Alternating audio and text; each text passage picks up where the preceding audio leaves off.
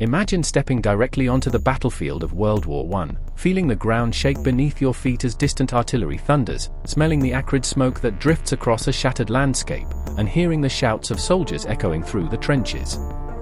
What if war museums weren't simply quiet halls of relics and faded photographs, but doorways into history itself? The future of war museums lies in immersion, where technology does not just display the past, but resurrects it, pulling visitors into the very heart of events that shaped the world. Traditional war museums have long preserved uniforms, weapons, and diaries, each artifact whispering its own story. But for younger generations raised in a digital world, such whispers risk being drowned out. Technology is reshaping how we engage with history, demanding not only to see but to feel, not just to observe but to experience. Virtual reality headsets can now transport visitors into meticulously reconstructed trenches, where they walk alongside digital soldiers and glimpse the terror of a night raid. Augmented reality can animate still photographs, breathing motion into faces once frozen in time, their eyes meeting yours across a century. The evolution of museums is not just spectacle, it is education intensified. Imagine standing before an original gas mask while a projection around you simulates the choking fog of chemical warfare, forcing you to grasp the desperation behind its invention.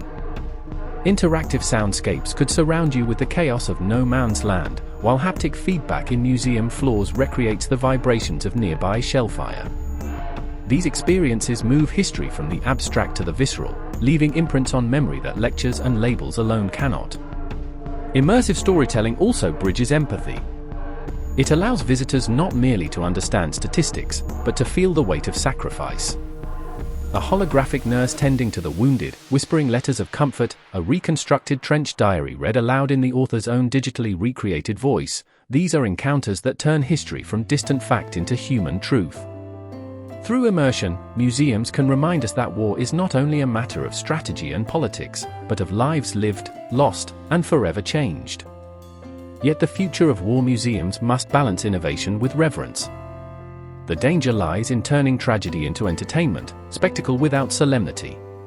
To reimagine World War I authentically, curators must wield technology as a bridge to empathy, not as a distraction.